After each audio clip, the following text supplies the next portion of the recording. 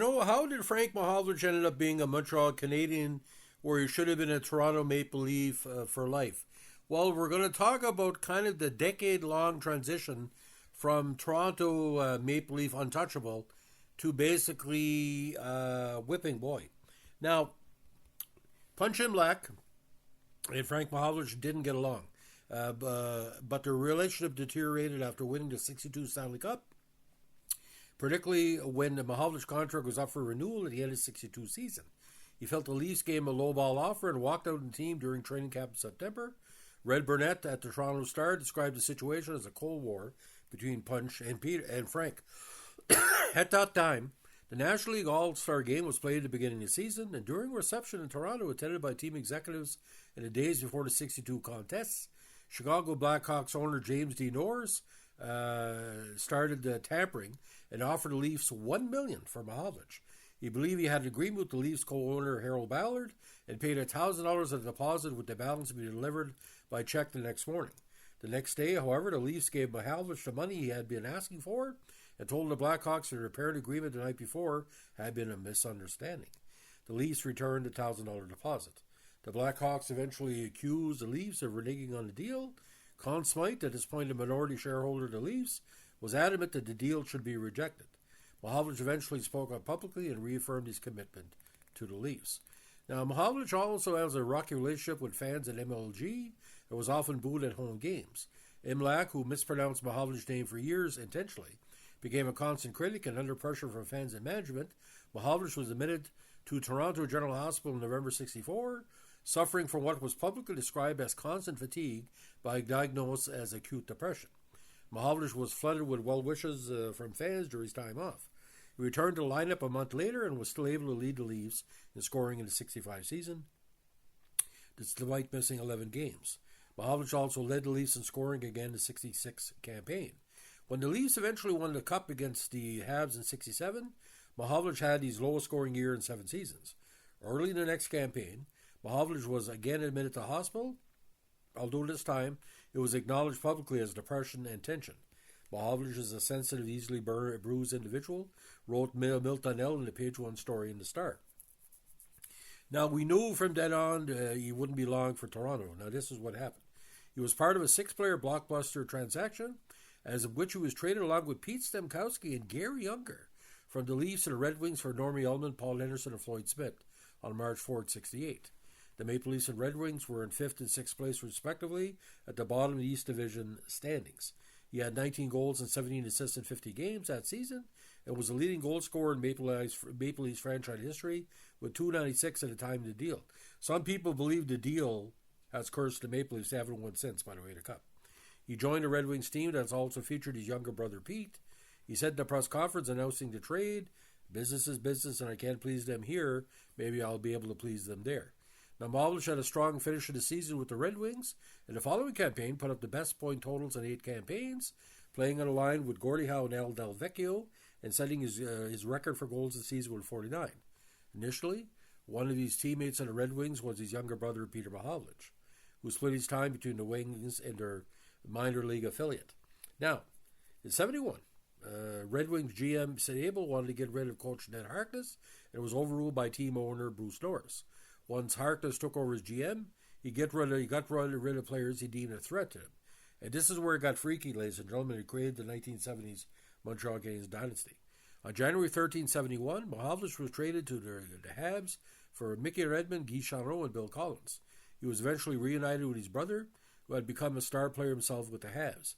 Now, Mahovlich spent 3.5 seasons in Montreal, playing on the Cup-winning teams in '71 and '73, and having outstanding playoffs in both campaigns.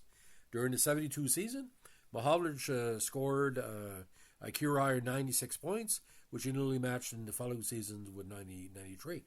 Now, Peter Mahovlich said about his brother, not to underrate him, but he said he's the best player in the league. Now, the career statistics were quite interesting. We're just going to look at the Habs right now. When he arrived in Montreal, ladies and gentlemen, in 1971, he had 41 points in 38 games, 17 goals. But what a postseason he had that year. 14 counters in 20 games and 27 points. Now, the next season, 72, he had 43 counters, 96 points, with 5 points in the playoffs. But again in 73, another great campaign, 38 goals, 55 assists for 93 points, and 23 points in the postseason, including 9 counters. His last year in Montreal, before he jumped to the Toronto Toros, he had 80 points in 71 games, including 3 points in the postseason when he didn't play much against Buffalo second round of the series. It was basically ineffective. So what did Montreal Canadiens get from Frank Mahovlich? Well, he got the real Frank Mahovlich. There was no pressure on him to perform like in Toronto. But the idea is, ladies and gentlemen, they ate their own in Toronto in the 4 years they won the cup in the 60s. Mahovlich never got more than 36 games, and this is based on a 70-game season. But like I said, ladies and gentlemen, it wasn't a good fit for the Red Wings either after the 70 season, because management wanted to get rid of him.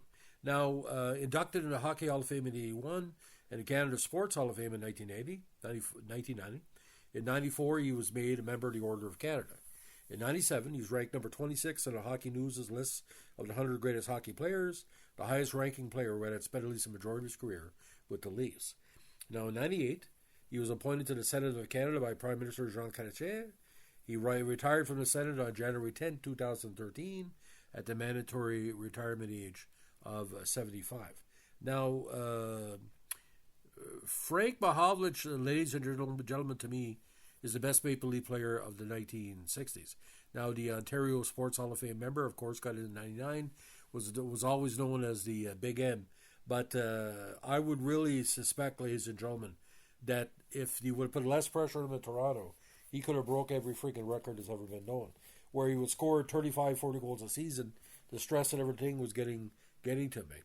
Now, the son of Croatian immigrants, scouted by numerous NHL teams while playing for the Schumacher Lions of the Northern Ontario Hockey Association, a native of Timmins, signed with the Leafs, who sent him one to OHA affiliates, the Toronto St. Mike's Majors. Mahovlich played there while attending St. Mike's College School from 54 to 57. While in St. Mike's, he received instruction from the great Joe Primo, who Mahovlich would later call the best coach he ever had. Now, he received a Red Tilson Trophy as a top player of the OHA for the 57 season, in which he scored 52 goals in 49 games. So just look at this, ladies and gentlemen. In the last 2 seasons in Toronto, in 79 games, 76 goals, 138 points in the regular season, and in the postseason, 19 points in 12 games. So from 1962, ladies and gentlemen, all the way to 1974, again, a top 5 dominant player in the league. And the idea, I don't think Toronto Maple Leaf fans have ever forgiven Frank Mahovlich for having a personality. Harold Ballard fucked around Daryl Sittler, but Frank Mahovlich, what Plunge Imlach did to him, basically, since Mahovlich has left Toronto, they never won a cup.